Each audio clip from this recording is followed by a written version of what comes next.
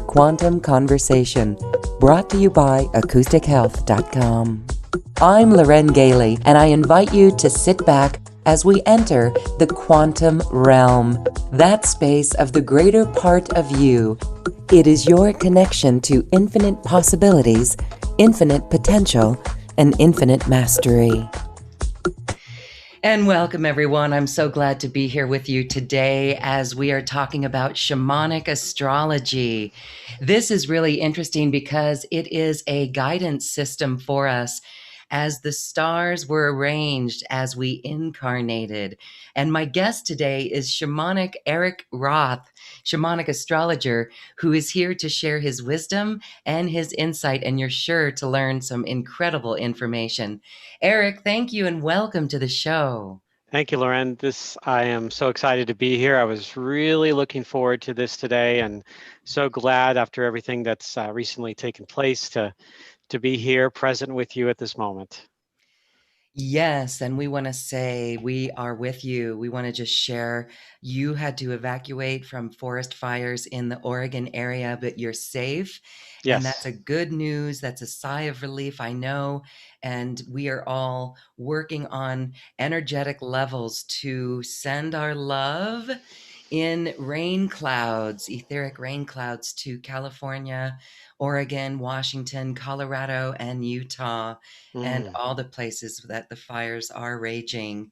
We're so happy that you're safe and sound. Thank you, Loren. Thank you. So we're here to talk about shamanic astrology.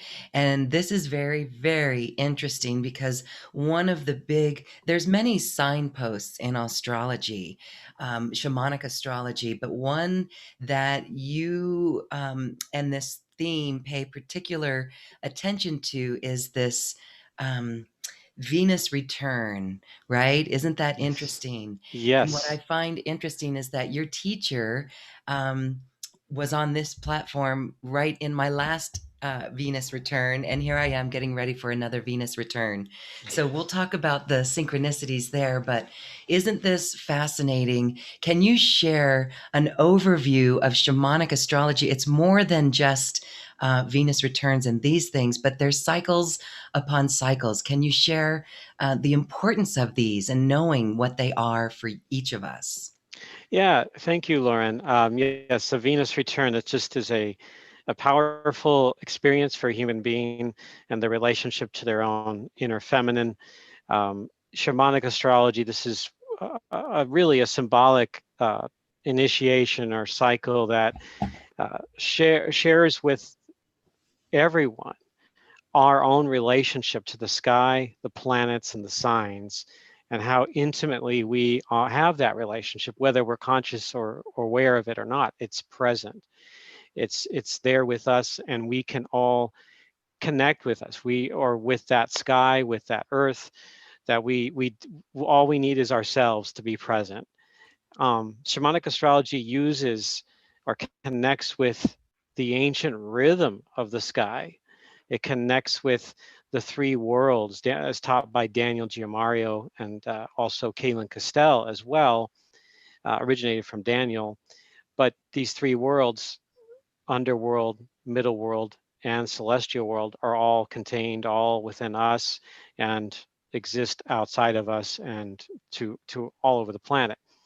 So we are here to, in this life, to navigate through those worlds, to utilize those through the power of those three worlds, to become more authentic, to realize what our soul's journey is all about. In addition, it it's shamanic astrology is a holistic approach to astrology.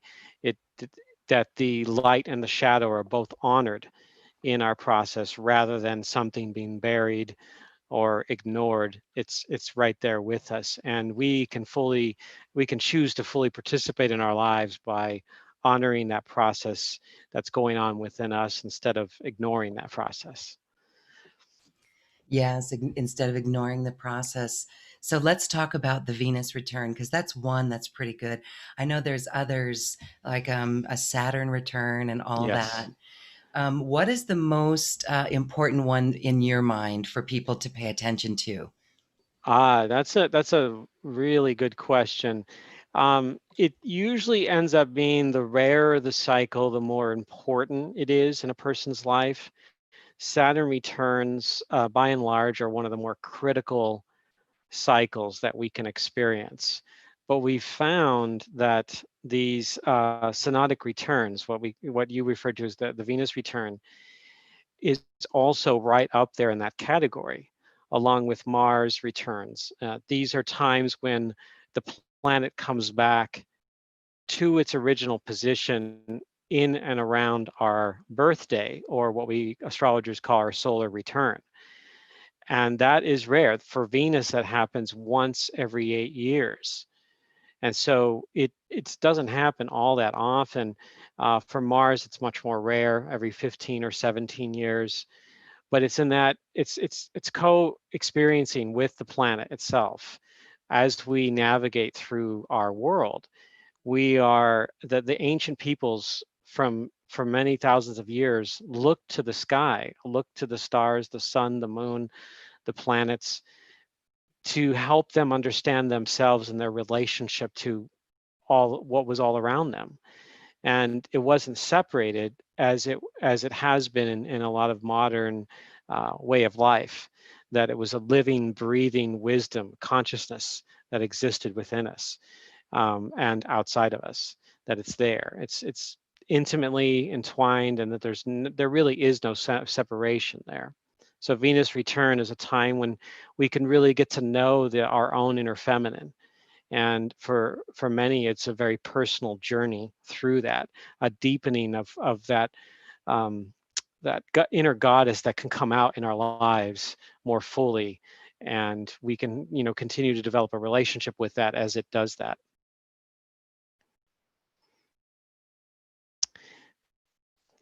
So yeah, there are other cycles like the Saturn return, something Loren, you mentioned. This happens 2 or 3 times in a person's life. It takes place about every 29 to 30 years. And these are points of maturation. These are points when a human being can start to really take responsibility for their path, and a real deepening of that middle world of spirit fully incarnating into matter here, and into the flesh and blood, into this third dimensional reality that we're currently living in. So Saturn helps us do that by helping us grow through limits and boundaries, by helping us plant the seeds for our long-term future, and that responsibility of really taking our lives seriously. But for each person, it's going to vary a little bit depending on what signs, or what we call archetypes in shamanic astrology, depending on what those, what it shows up. Shamanic astrology is a body of knowledge, a system. It's created by Daniel Giamario that is archetypal driven. That means that the signs themselves are primary forces. They're not the only thing, but they are the primary forces. And so the planets, the sun, the moon, even the stars play a significant role in our lives as we navigate that. So, for example, last night, even as I was worried about whether my home would be fine or not, in the limited sleep that I got, I woke up at 4 or something in the morning, and I looked outside, and wouldn't you know it, Venus was right there in her brightness, with there was hardly any smoke at this time, and the sacred hoop of stars was nearby, and boy, was it just awe-inspiring. It reminds me of why I'm alive, why I'm here breathing in this beautiful air, this amazing world that we live in, and that the journey is always ongoing. That with every ending to something, there is a new beginning of something. And this fire that's been raging out here, and unprecedented, as on top of this 2020 season, it's like, okay, so 2020 is not over. We're going through some massive earth changes. This is part of it, and this is part of our human journey with earth and the sky. So let's continue to participate and come together as much as we can over this. And so looking at the stars, realizing that we can all see that on some level, can all experience that. That's a big part of our connection with each other. And the sacred hoop of stars circles the edge of the galaxy. It circles that point, that silver gate where the souls come in from somewhere else to Earth, to other planets. And we can honor that space. We can meditate with that. We can work with that. And that's a lot of what the ancients were teaching about our relationship. That's why we have the pyramids and the Sphinx and these megalithic structures, the stone circles in the UK. I went to Scotland last year. Just, you can feel the memory of the earth in these stone circles. Just, I just in awe over it. I can feel its energy when I even talk about it. I can just feel it come through me. If anyone gets chances to connect with stone circles like that, you take that opportunity, go for it. It is, to me, it shifted. Even though, I mean, I'm always growing, always looking out for something, curiosity. And that was the first time I got to touch them. And boy, uh, I am so blessed and grateful to be able to be present with that and to come back from that. And even more so after the COVID-19 lockdown and the lack of most travel on the planet right now. But yes, astrology itself, this is what shamanic astrology tries to do or attempts to connect us with, is that it's our relationship that matters with all that we are here and within ourselves, but outside too. And the ancients knew this. They were present with it. And that, a lot of that at certain points, a lot of that knowledge got lost and shifted and evolved and transformed. But now we're having a reawakening of that knowledge over these past several decades, especially over the last 10 to 15 years, even more. Just as they literally dig up into the earth and rediscovering these ancient temples, sites, you were learning about their star knowledge, about their knowledge of the sky and the earth. And they had an understanding, they had a wisdom that is really goes beyond the intellect. It goes into the soul. And it's that connection that really can fill us. It's in our DNA. It isn't just separate from us. It's really entwined with that sense of being, of identification of the most fundamental questions: who are we? Why are we here? Astrology attempts to understand that and at least partially answer that.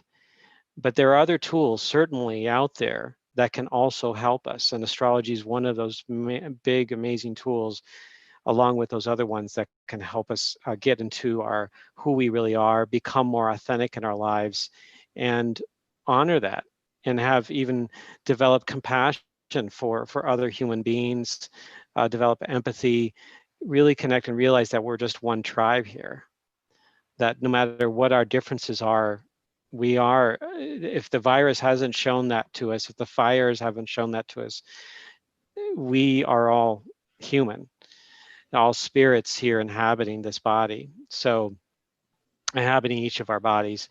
And so we can connect with that. Did you want to ask some questions here, Lauren? Yes, thank you. So when we go into who are we and, why am I here? Those are the two most fundamental questions. And it's different for everyone because as we are born, the moment we take our breath, we actually chose that moment of incarnation. What do you see with your clients on the different paths that they have? Can you share some examples of where people are able to navigate this shamanic path and others that may not see it? So if someone is not aware of something, how does knowing about something help them navigate that? That's a great question. Yeah, so in shamanic astrology, we see the chart itself, and we can see certain parts of the chart that show where the soul is headed, at least archetypally. Like, for example, there are many readings that I've done. I've probably done over 1,000 readings, but where when I see something, I've seen what I call extreme charts, where a person is comes from something else, a lineage that is perhaps in this case maybe a light being, an Aquarius moon or a Sagittarius moon, where they are so involved in the renunciate, they're so involved in learning about truth and meaning and exploring consciousness, and maybe they come from another planet, but yet they come into this extreme planet with great gravity and density, and they're here to learn about family. They're here to learn about taking care of others, about the intricacies of relationship and being fully deepened into the middle realm. And that in shamanic astrology can help point out where their greatest rewards will come in by saying, okay, let's say they're Cancer rising or with Cancer Jupiter. Then you can point out to that person and say, look, this is your path. You, it's encouraged for you to learn about how to use compassion and to help create safe spaces for people. It could be in just in family situations. It can be in the medical field or other kinds of healers, or maybe helping children or the elderly or animals, or even taking care of a garden or even a park, as an example. These are all ways to express that. And so for Aquarius, it's very mental, very consciousness driven and experimental, but family and is not a priority for Aquarius, for example. Certainly a universal concept of community and universal love, but to get into the nitty gritty of that, Cancer has sort of the archetype that suits it really well in that space. So they're learning about that. And it can be at times it could be a really challenging journey for that person, but boy, is it going to be rewarding in this late blossomer experience. And it could be flipped, where they are used to being in the density and used to being having to manage and take care of many people. And then perhaps their journey is more about expanding their consciousness and traveling and seeing new cultures and new truths and incorporating that and letting go of having to take care of others. It doesn't mean that they can't in their journey. They'll always have that capacity, but to experience more of the other thing, to like, hey, you have this journey, why don't you explore it? The universe is giving you permission to expand your horizons here and go to the UK or go to the Southwest and explore and meditate and you know do things that you've never done before that will end up creating a lot of rewards in your life. So astrology can show that journey, that direction. It's not a predictive thing, but it's there to help a person take advantage of their own free will to choose that to choose that where and where their rewards are coming from, to look at that carefully and to experience that for themselves.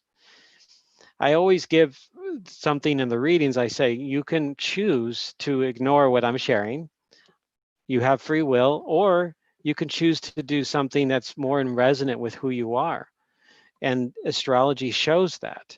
This is a system that helps to become aware of that. So this is where shamanic astrology can be really helpful. It can also point out things like complexes where it might show their wounds, where they've sabotaged themselves, or they've have this desire for perfectionism that ends up becoming an illusion. Or perhaps they have a pattern in relationships where they're repeating a toxic pattern over and over and unable to see where the hangup is. And so astrology can show, hey, there is this thing where perhaps you need to get in touch with your inner masculine or feminine to work on your own sacred marriage. And that will create a whole more holistic approach for you to have more healthy external relationships in your life. And then of course there is the something called a midheaven on a person's chart. That is, think of that as a point in the sky that is between the eastern and western horizon. And that, whatever sign that might be, it shows your external calling in the archetypal flavor. So for example, if it's a Scorpio midheaven, it means that finding something that has a lot of juice that you can go really, really deep into and, be turned on by the magic of what you've chosen.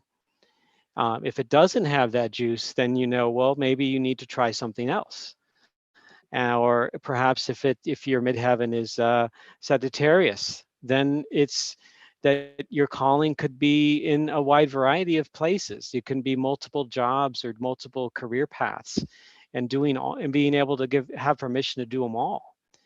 And depending, of course, certainly not ignoring what your sun, your moon, your Venus and Mars and rising sign are.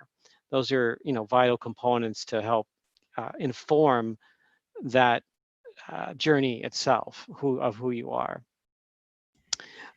I did a recent workshop here. I was able to do an actual in-person workshop recently, just a very limited, including myself and a co-facilitator for about 10 people.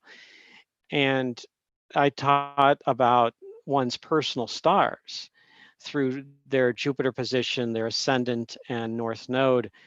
And I got to share and reveal some wisdom from the stars that came through, and where they can look to a certain star or maybe more than one and realize that that's a star that's intended to be an intimate partner in their life, where they can look to, they can maybe meditate on and connect with that mythology, but even beyond that, and maybe even create their own stories, or their own stories will start to emerge and be created in this new emerging um, earth, whatever this is one wants to call it, but something is evolving. Human consciousness, the earth is shifting into a new age, and we're at the end and both at the end and the beginning of a new great 26,000 year cycle. It's a transition period where there's intended to be a lot of changes, and they're continuing. Daniel Giamario and others have seen that this is an end of what they call the Kali Yuga, and which is in the next several years, and then move into this 3-century transition period. So in that period, this gives humanity a chance to face their wounds, to not bury anything under the carpet, to come together, realize that we're one tribe, that we can evolve instead of going back and repeating an old pattern that we've had for many centuries now. We don't have to keep repeating that pattern. We can choose. We have the power to choose something different. There's a saying that comes from Cherokee that I share once in a while, because it hits me pretty deep when I think about it. It's that we can only be what we give ourselves the power to be. We can only be what we give ourselves the power to be. And in that is truth. In that is one's soul wanting to breathe. So a person can choose that. It's there. It's in all of us. We have that capacity. Depending on obviously, we all have our own unique journeys and our circumstances that are all coming through. And yes, there is, a lot of, right at this time, a lot of turmoil and death and rebirth taking place.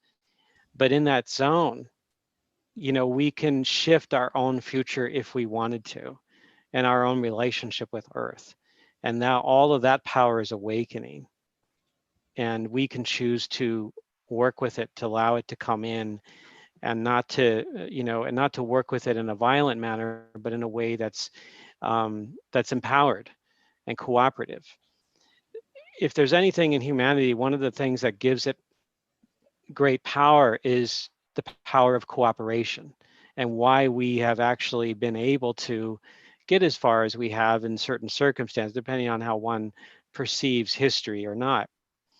But cooperation is certainly biological, but it also is highly spiritual and evolving. So I mean, even just in recent conversations I had with people who are of a different political and ideological background, there are some things in common that we can share and connect with that makes us human. And that could lead to an enjoyment on some level to even have a conversation, a discussion.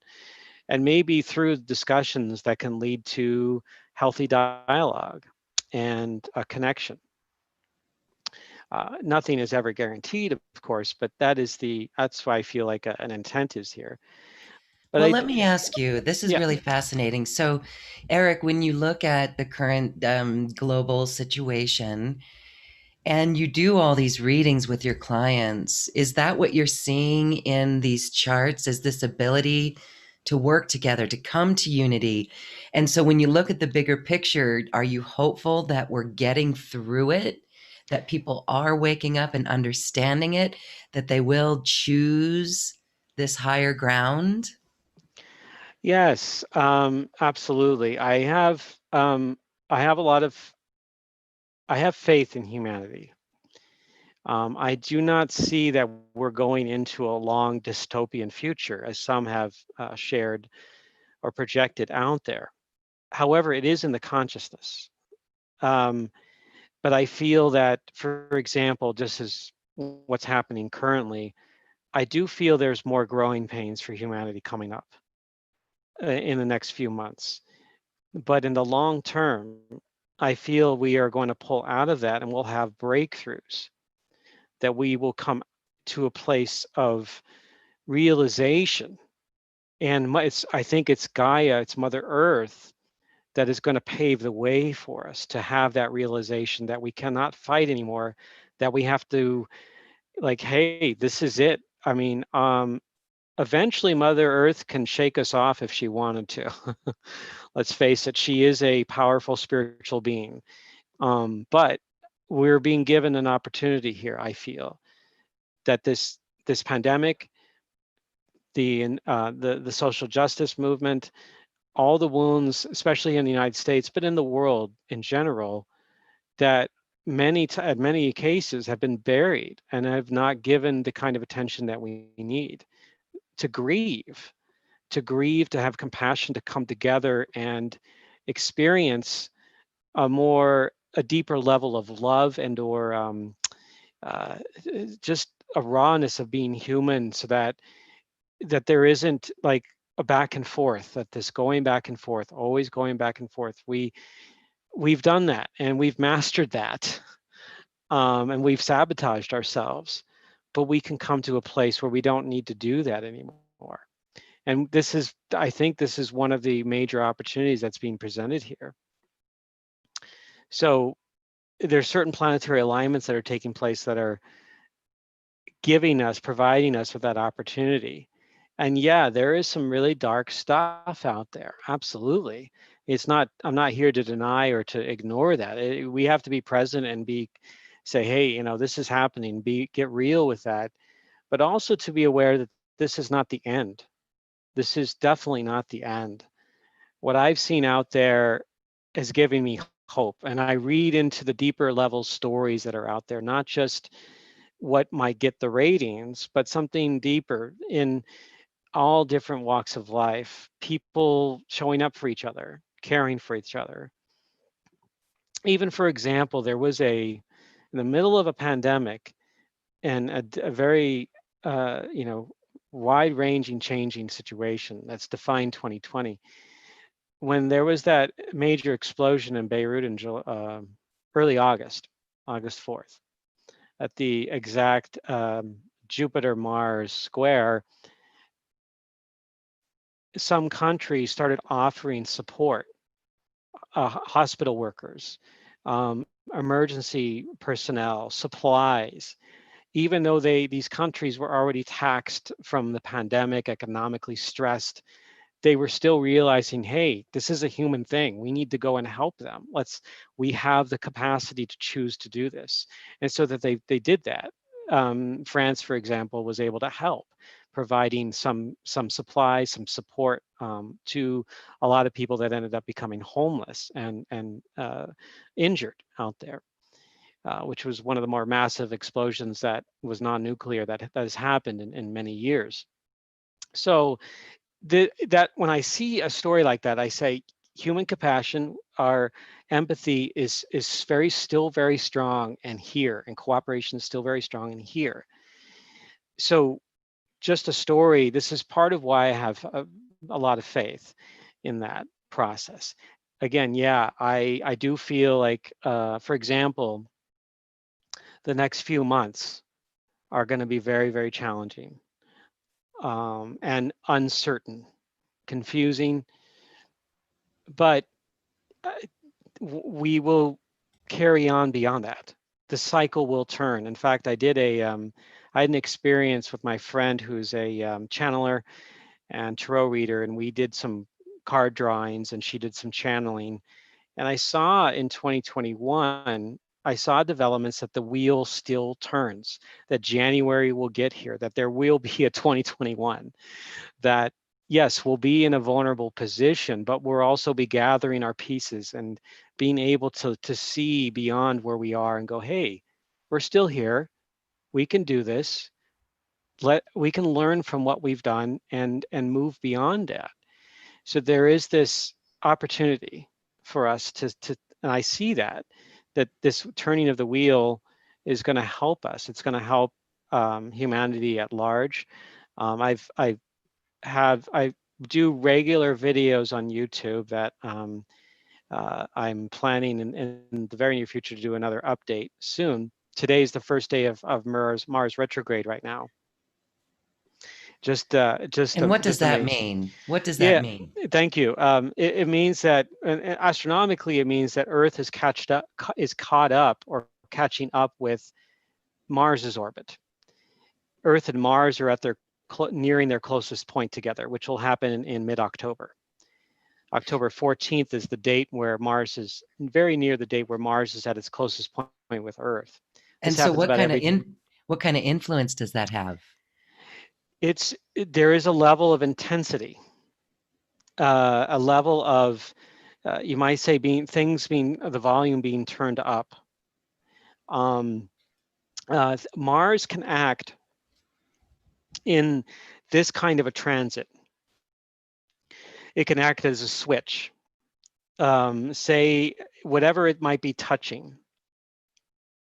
And it's certainly doing a lot with the configuration that has been the main theme of this year: Saturn, Pluto, and Jupiter all in Capricorn. This is the biggest theme, but Mars is coming around as an additional trigger or activator for this. Mars does represent the masculine. Mars being in the sign of Aries while it's doing this, spending about 6.5 months, because Mars is going, it shifts, it stops, goes back, and it retraces things 3 times. And so it's able to emphasize this. Our relationship with the masculine, our relationship with war, our relationship with solving problems through war or through violent action, our relationship with being able to realize that does not truly resolve things, that can just simply escalate things. So how can we look at it in a different way and be able to test ourselves and not react and not shoot or not burn something down, but to actually consciously come in? And it's a challenge at this time for us to not be reactive. It's definitely a challenge right now, but it's Mars retrograde, or Mars at this point, is going to increase the pressure and the stress that is happening on the planet. Now, there are some people where this cycle is happening on a personal level, and it can be really potent and juicy for them and help them evolve, help them move beyond where they are. So when I mention the word square, so Mars is squaring roughly Saturn, Jupiter, and Pluto throughout this season, summer and fall, and into early winter. what I mean by that is it's like at a 90 degree. So like Mars would be, say, between the horizons, and the planets would be on one of the horizons. That's a square, an L shape. And when you have an L shape, that creates tension between the two forces, like they're both vying for attention. And the real intent is, number one, something's got to give. But number two, there could be a breakthrough in that, maybe perhaps even a way for them to realize their gifts of each other and work together. At least I see that as an idealized path. But what typically happens is a lot of reactive energies. And this is why I'm thinking that, and I'm sure other astrologers are kind of in the same boat, where there could be a very troubled season coming up, but a season where it's going to give us a greater awareness of our reality and allow us to truly see who we really are. And like, hey, we can see through this falsehood or this illusion. We can see that we're more than what was being portrayed out there, that we have that great capacity to stand up and go, speak your voice, be heard, speak your truth, be heard. This is no time to quiet down, but to also practice conscious thinking as well at the same time, and about what you want to say as well. So this Saturn, Jupiter, Pluto, and Capricorn at this time, Pluto's not visible, but every night, if you're out under the stars, you can see Saturn and Jupiter, very visible right now. At this time, it's planting the seeds for us to detoxify humanity, to let go, to purge out what is no longer needed. And at the same time, as you're doing that, it's going to reveal some vulnerabilities and a greater potential to heal, a potential to see, and not to look away from our own mirror, but to actually look at in the depths of our soul and go, hey, this is who we are. Let's just own up to that, and reach out and actually be conscious, and have dialogue here. Let's have dialogue. Let's talk. And yeah, we're not going to agree on everything, but we may be able to see a common, we all want, on some core level, we all want to be happy and joyful. On some core level, we all want to be loved and love. And whether we will admit that to ourselves or not, it's present. It's part of being human. And let's connect on that level. Let's find out what that means really, while still being able to do this on the third dimension, and solve real world problems, and allow that what needs to decay and die off to decay and die off. We don't have to completely have a scorched earth. I'm talking fire references now, to a whole scorched earth in order to rebuild. We can take what we have now and change it. And, not to just sacrifice people to do it, but to actually work within and say, hey, this is what we can do. But obviously some of this depends on the leaders. It depends on ourselves, and not backing away from that challenge. Because again, we have the power to choose that path. And again, I can I can feel in a way that when I'm out there under the stars, I can feel that relationship between Earth and the sky. It is boundless and powerful, and I'm always in awe over it. It is, and I'm blessed and grateful for it to be present, for me to be breathing and experience this. It is a gift. It truly is a gift.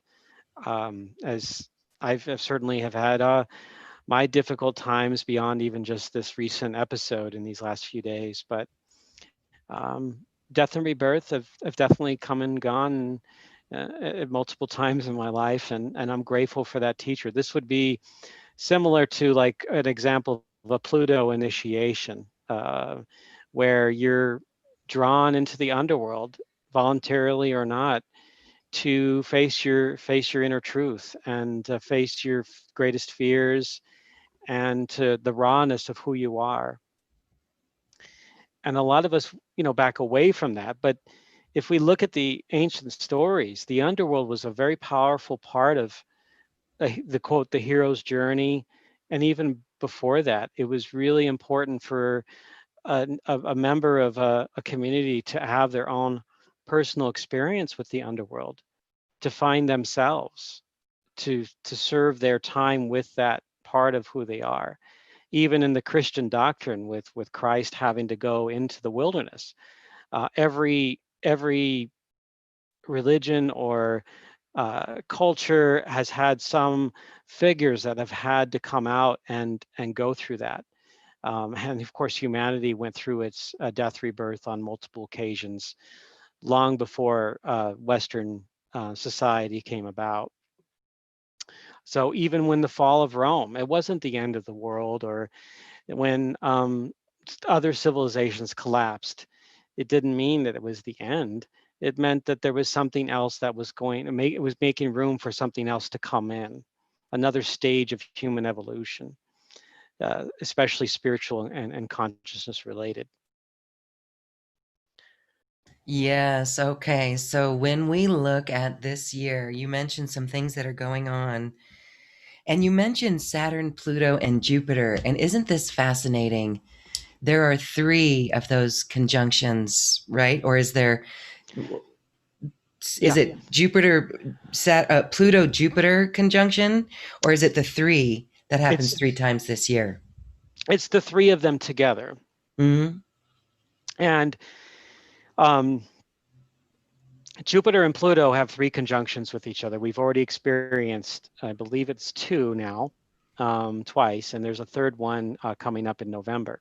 Like November Uh, 12th, right? Right after the yes, 11/11. Mm-hmm. right, Okay. right. And we about a week, a little more than a week after the election, the general election. So yeah, that is. I mean, there is some powerful numerology, powerful numbers in there. Um, but it's in that zone between late October and late November, where Jupiter, Pluto, and Saturn are within 4 degrees of each other, roughly 4 degrees. In fact, officially it's between November 8th and 21st, but I tend to widen that a little bit because we're going to be really in that, from a shamanic perspective, it isn't so much as a digital situation, but more of an analog or a abstract measurement. It's experiential, because we're going to be experiencing it before November 8th. There's no doubt in my mind we will be. I believe we're already kind of starting to go down that road. But this month, Jupiter and Saturn go direct. In fact, Jupiter will be going direct in 3 days. Saturn in September 28th, and I believe it's October 4th for Pluto. So that is what is going to start to preempt them to really gather together in the sky. And it's the closest orb they've been together in many centuries, many centuries. So there have been other times in history where they've gotten together, but not quite as close. And so it's remarkable what's happening. And as they're getting together, Mars is involved, which is another rare thing. And then we look to the dwarf planet Eris as well, which is a planet that is orbiting way outside of Pluto's orbit, which takes about 550 something years to orbit. But Eris is a goddess that's a really powerful symbolism around it, around the feminine, and being able to speak the truth, being able to be sovereign, and to exercise its own intelligence and way of being without being judged. So Eris is also communicating that in the sign of Aries with Mars, while they are in relationship or squaring Saturn, Pluto, and Jupiter in Capricorn. These are 2 what we call cardinal signs in regular astrology, or household or culture bearer signs in shamanic astrology. These are the 2 of the hinges of civilization, if you will, or the 2 directions of the earth. One's representing the equinox, the other one's representing one of the solstices. And so they are the ones that help determine the years for us. And so that's why we kind of, cardinal means kind of the connection to hinge, the great four directions, the four corners of the earth. There's so much mythology and cultural connection, spiritual connection to that. It crosses all boundaries and religions, all political and cultural beliefs. They're present. They're there. It's unmistakable. So this is really this is a crisis, and a crisis is a crossroads, and this is for humanity at a great crossroads right now. Hence what we're seeing out there and the great Yes, shift that is underway. You would absolutely. attribute everything that's going on, right? Shaking things to such a foundational level. And, spiritual way showers and teachers have been saying this for years, that in this shift, that collapse of everything that was not based in love is actually going to collapse. It's happening. So, this actually truly helps people see where they can expand in opportunity. And do you say that the reading helps them do that? Because some may just simply throw up their arms and surrender and say, okay, I choose love. But there's something about a reading that is like a roadmap, right? Where you can help them interpret some of the bumps and the I don't want to say the easy way, but maybe the high road or the opportunity road, the different road. Yes, yes, thank you. They do choose that. In fact, they can choose different things, but this we in shamanic astrology is looked at as a script or a roadmap, absolutely. And one just needs a few things to help them along that roadmap, to remember that these signs or archetypes and planets are living within them and all over. And they're helping, as I look at the planets as spirit guides, as the archetypes as also additional guides to help us navigate. And they can give us clues and wisdom. And so, yes, in a reading, I can share about that.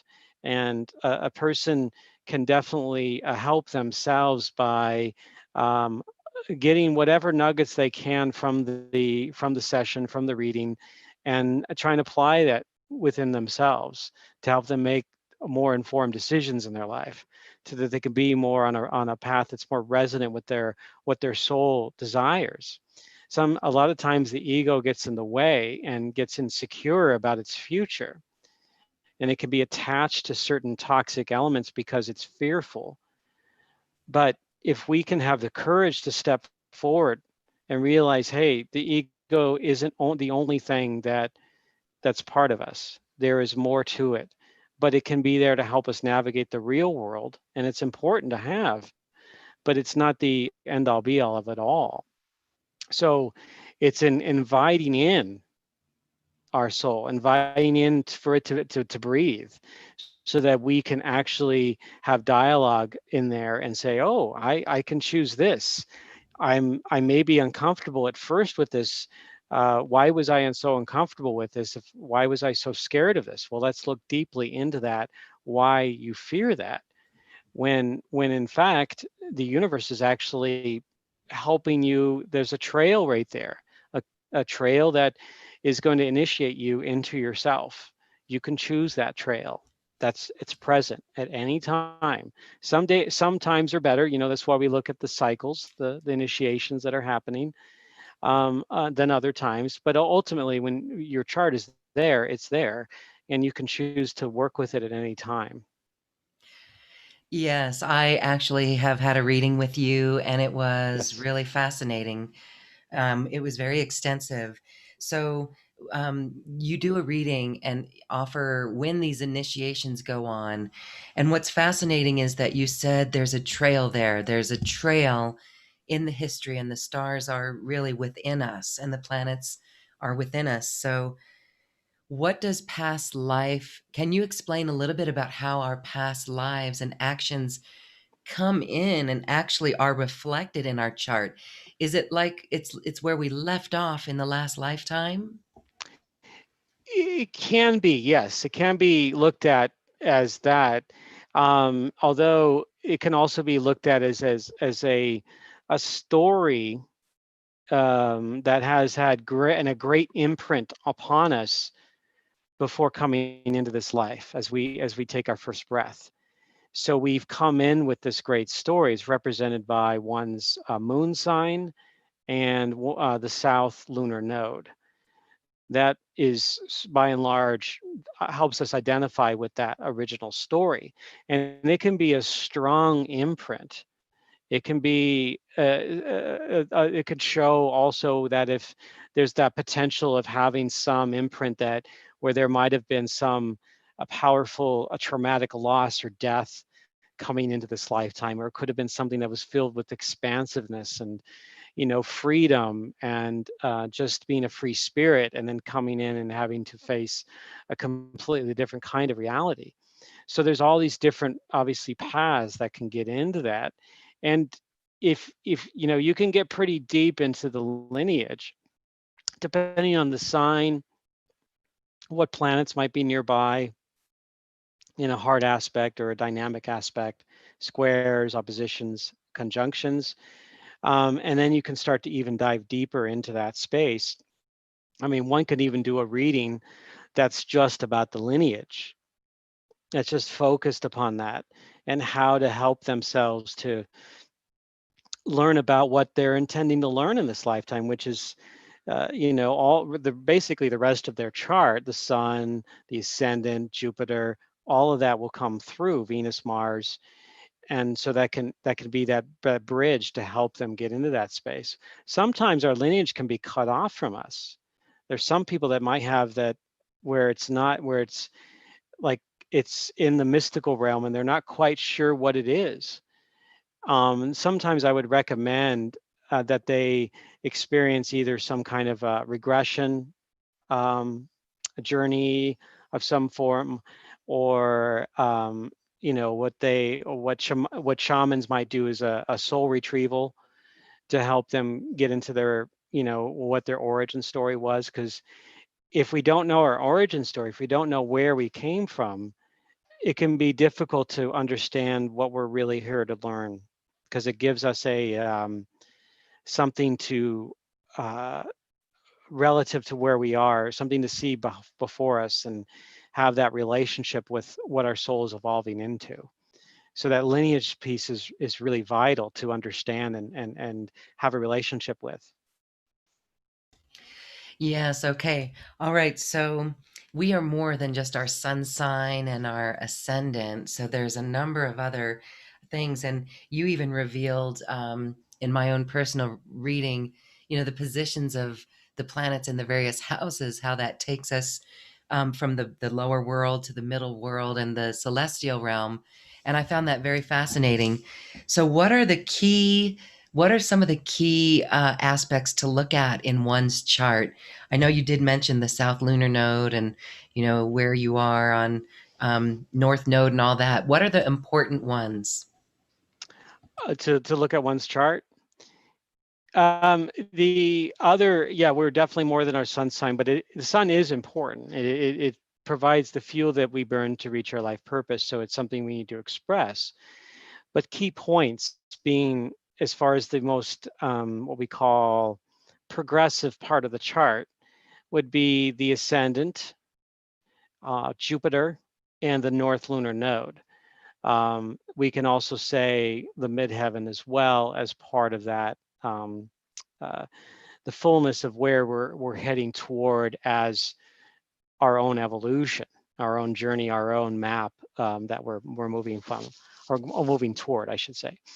So so those parts are really vital, and if we know those parts, there is a lot that we can come to a realization with in our lives.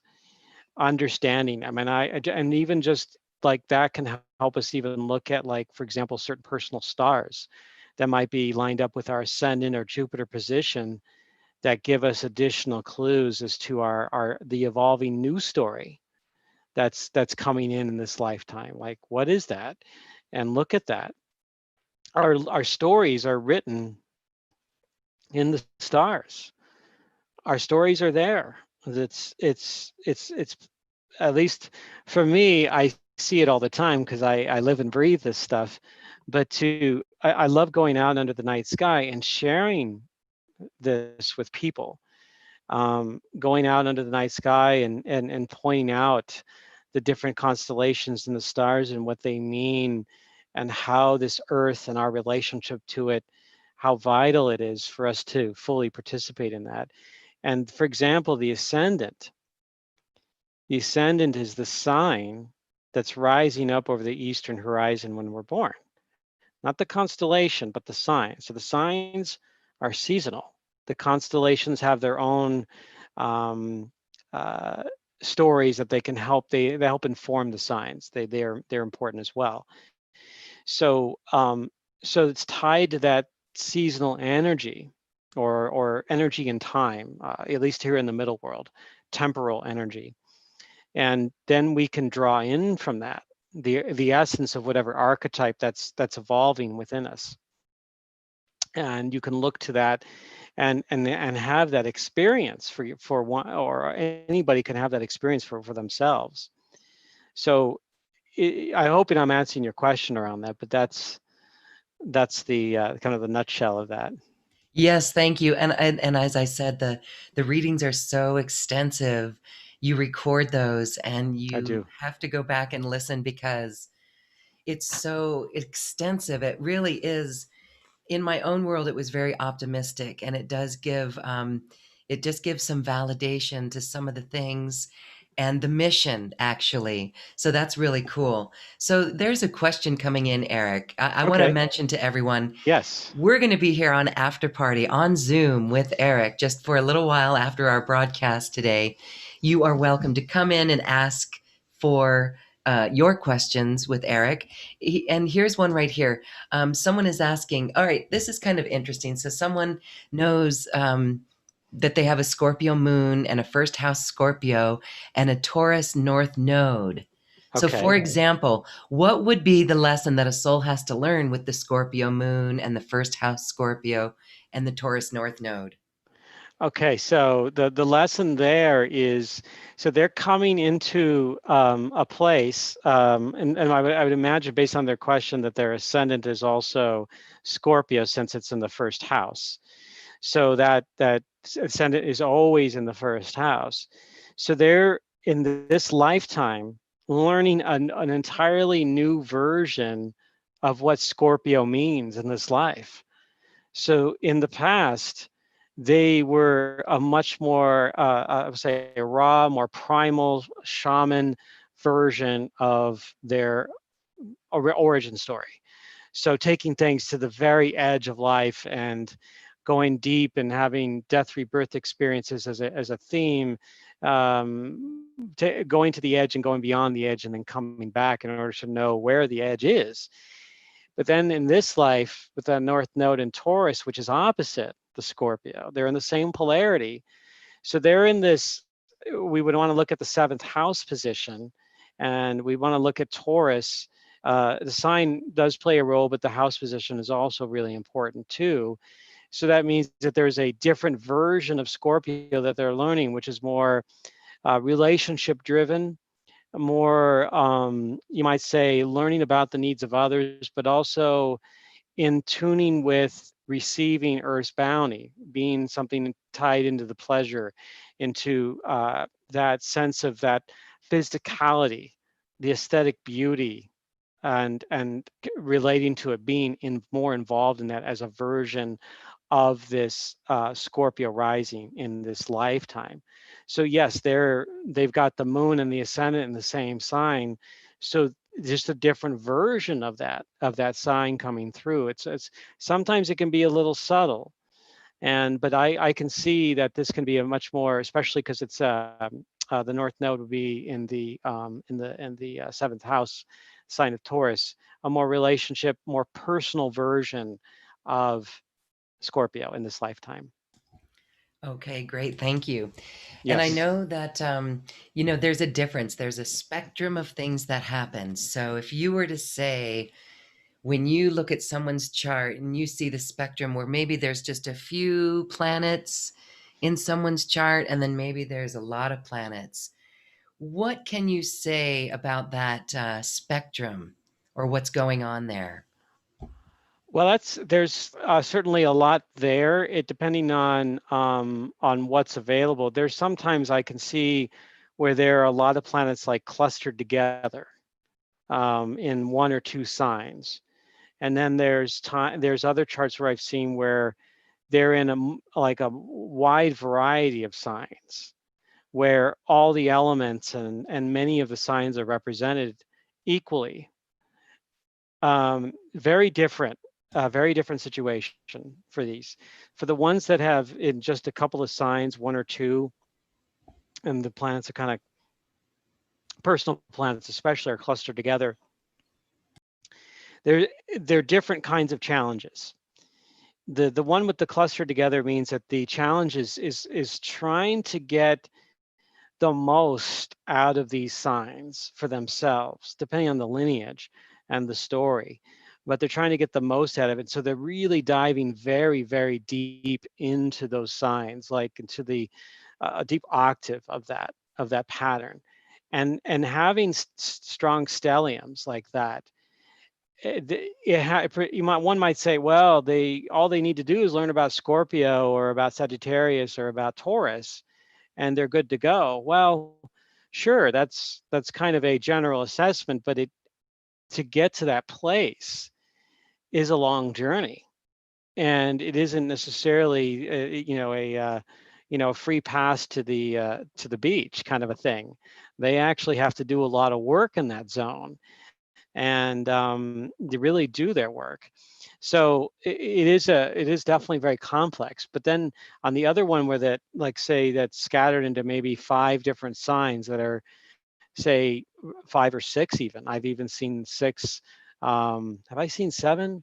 I think 7 with like a minor one that was a 7th sign that was really involved in there. I'm not talking about the outer planets, more about the personal planets that change signs more often. The outer planets take a little while. Like after you get beyond Saturn, Neptune, Uranus, Pluto, Chiron, they take a little while to, many years to go through a sign. So in that case, they're having to balance all the various elements and the different archetypes that are vying for attention.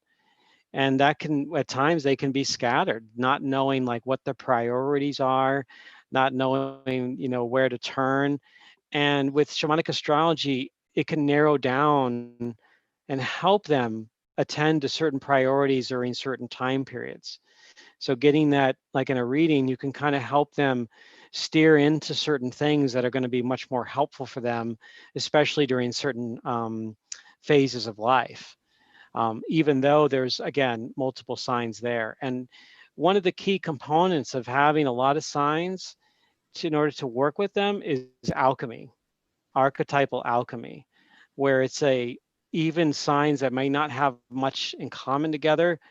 Human beings, that's part of why we're here, is to mix these contrarian energies together, these contrarian archetypes, to weave them together, and to they don't have to necessarily always make sense, but they have to, and I say that they have to operate on some level within us in a healthy way. And one can do that. Like, how does one bring in both Cancer and Sagittarius? When Sagittarius is wanting to run free and be out there, but then Cancer is here also to want to be kind of not quite stationary, but home or in the general community, helping take care of people, family, kids. Maybe it's a particular something they're responsible for, and they're really caring for that. And so they don't have time to like travel or anything like that. But how do you mix both of them? Well, the person would want to do both, and somehow maybe take Cancer on the road with it, or perhaps explore new meaning and truth, blaze new trails while in Cancer. Blazing new trails meaning that's related to Sagittarius, so bringing that into the Cancer area. So it's working with, and one can formulate images, and I always encourage people to do this through vision boards. maybe dialoguing with themselves, or shamanic journeys to help them connect with those archetypes within. And that can really provide a lot of clues and insights, deep insights into how they truly can. And then that will end up helping them ultimately navigating their journey. Yes, truly understanding the archetypes within us that come from this cosmological makeup of the moment we were born.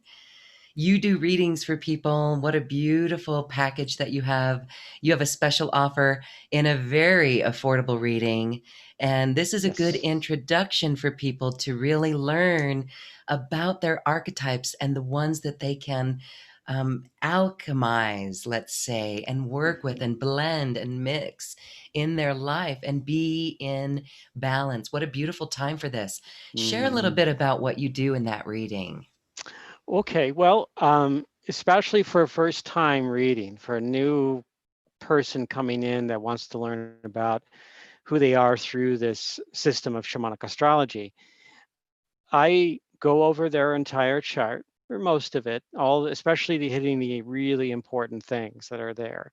Their lineage, their their skills, their masculine and feminine, the fuel that they burn, their sun, but also what they're here to be, what their soul is evolving into, which is what could be loosely called life purpose, soul's intent. So I cover all of that in their reading, and I look at the timings of their life. If there's particular questions that they're having, problems, or they're discovering something about themselves and they're trying to reach that next level, well, maybe in these particular cycles can help them, time it in such a way where they can reach that next level. Or perhaps um, maybe it's a time where it's not meant to make any major commitments. Maybe it's a time to just simply experiment and try new things and be a little more free. And then maybe let's say a Saturn cycle checks in, and this is time to get real and start to make those commitments.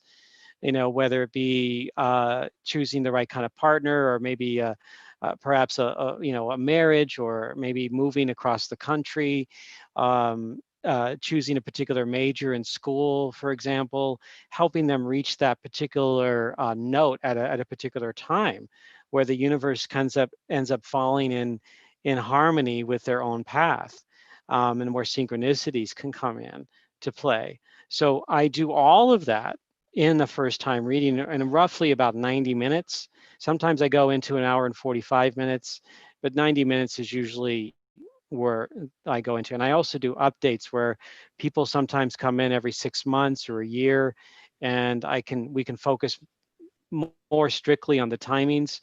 But anytime I look at the timings, I'm always referring to what archetypes are present, what's going on, what is wanting to show up for them more and more. So I do look back at their own natal chart and really put that into perspective for themselves. So yes, they get all of that, and it's interactive, so they can ask questions during the reading. It's recorded. They get a copy of the recording within about a day afterwards. I do Zoom and I do phone readings, and depending on the environment, I mean, I am always open to do in-person readings, but obviously under certain, at this time, certain conditions, of course. So mostly nowadays I've been doing Zoom and phone readings, but there'll be a time where that will open up more into in-person, and I'll be able to travel more. I tend to go up and down the West Coast a lot. And but I hope to also expand a little bit and actually go into the Mountain West and back into Arizona as well, and down the future in the years to come. Yes, well, thank you for that.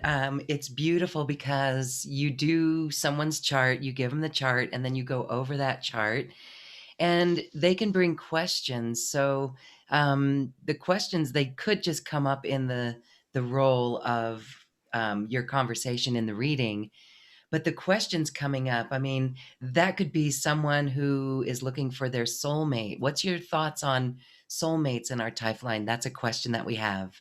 Oh, beautiful. Yes. So Depends on what one believes. Soulmate. I believe, in my experience, that there are more than one soulmate out there for each person. That souls tend to travel in certain groups, and that at certain times one soul would drop off or another soul would come in, but then you would start to meet some of that. You would recognize that soul, that other soul, when you look at their eyes, you look at the way you react to one another. That there is, of course, there's always karmic connections that can happen too, and sometimes a one or you can have more than one soulmate in a lifetime. You could come in, have a relationship, and it might not be necessarily a romantic relationship. Perhaps it's a friendship or a colleague that turns into a friend, and you end up working together a long time or having a lot of adventures together. And then that can also be a soulmate relationship situation where you're coming together. But it can also be a romantic where a person comes in and there's a lot of magic there, but perhaps there's a lot of very powerful, deep work that you're doing together. And it can be at times challenging, but also in the end, even very rewarding.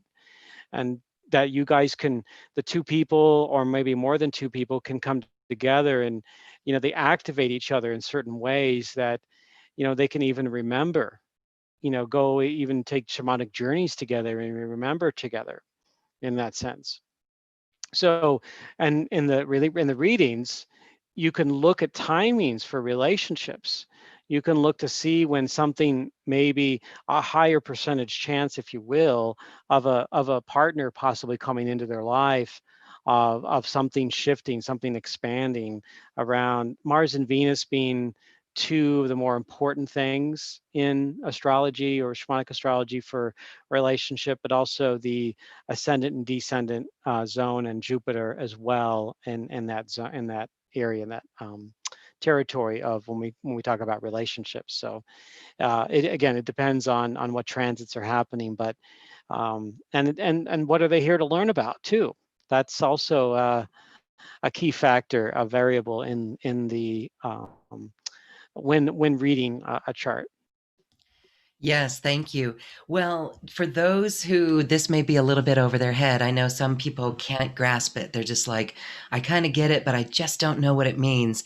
This meets everybody where they're at. You're able to explain major themes that go on, and Hmm. that's where the questions during the reading come in and really make it tangible for people.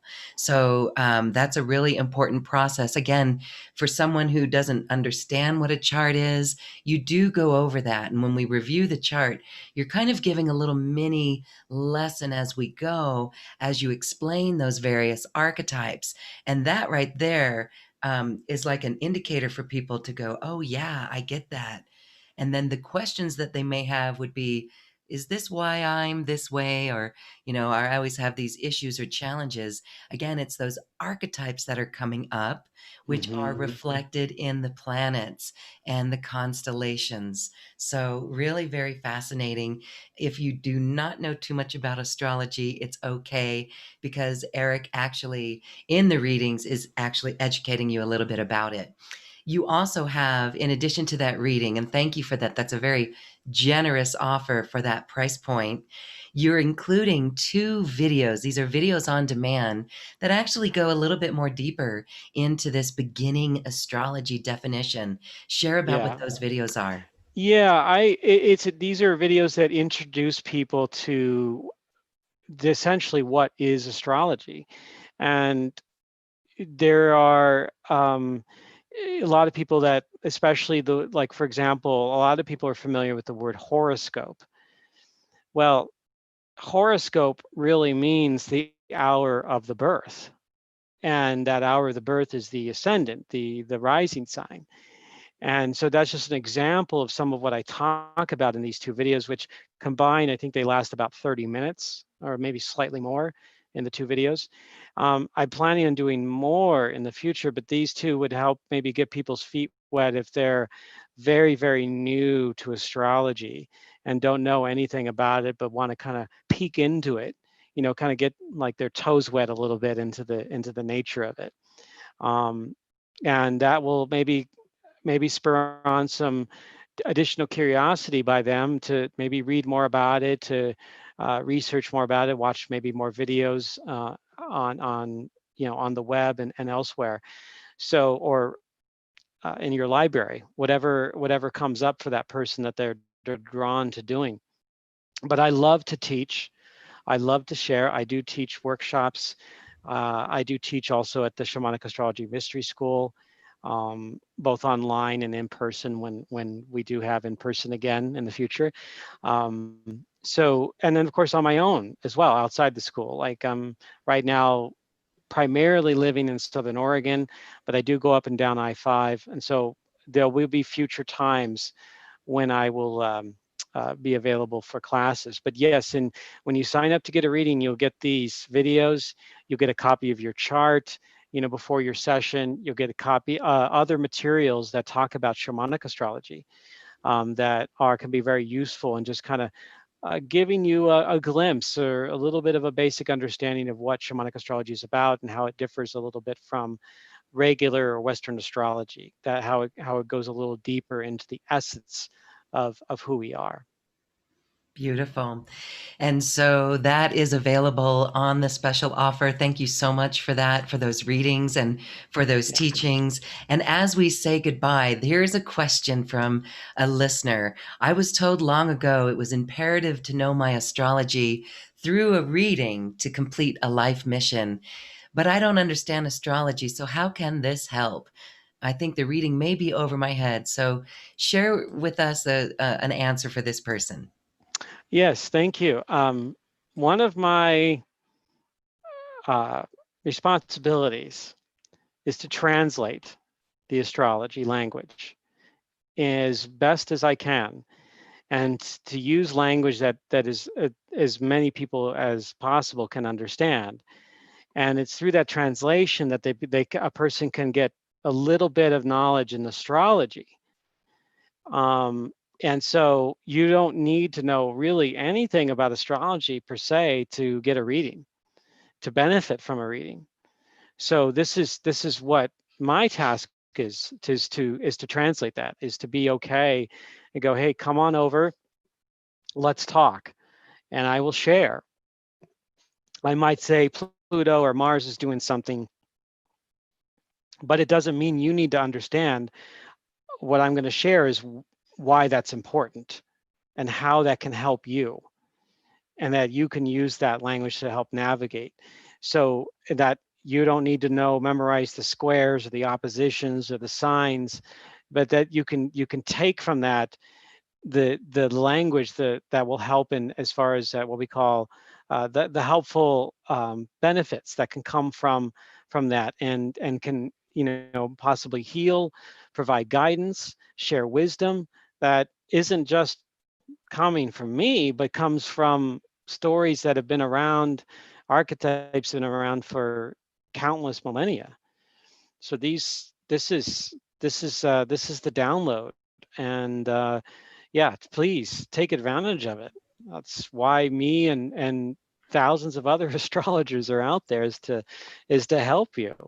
And yeah, and whatever a person feels comfortable with, to reach out and say, hey, I'd like to get a reading, and I'm more than happy to be of help, to be of service here in this world. Thank you. So, if you're interested in a shamanic astrology reading with Erik Roth, go for that and get yourself a session.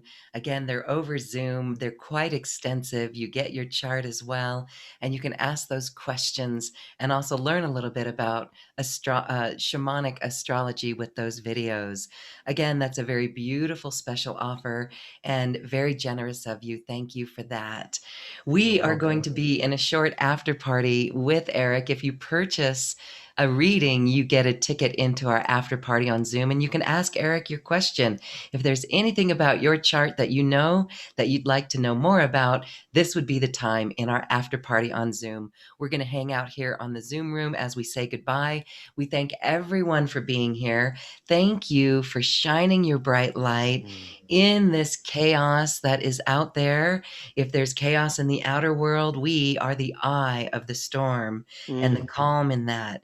And we thank everyone for this great love and for doing this work this inner work of your love and your heart. Erik, as we say goodbye today, it is hopeful in your overall view of the world and cosmology. There's hope. There is. It's alive and well. Yes. Thank you. Thank you, everyone, for being here. We're going to stay around and do our after party now, but we invite you to check out the special offer from Erik Roth and get your astrology reading. Thank you, everyone, for being here. Namaste. Now we dance our way to the cosmic heart. Thank you. Thank you. Thank you.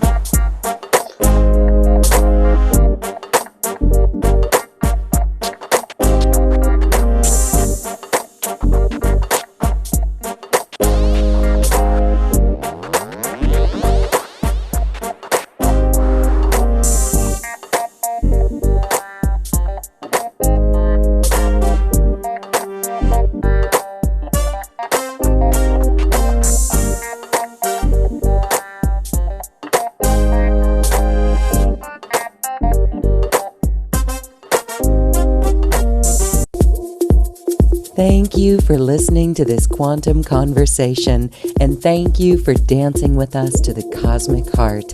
As we raise our own vibration, we raise the vibration of the planet.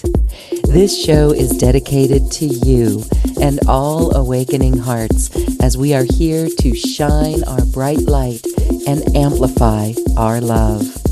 Access all quantum conversations, special offers from our guests, and online healing retreats by visiting acoustichealth.com. I'm Loren Gailey, and from my sacred heart to yours, I honor your magnificent love and light.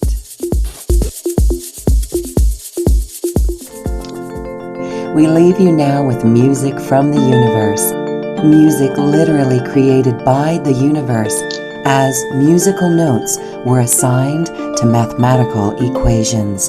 The result is this beautiful music, available at acoustichealth.com.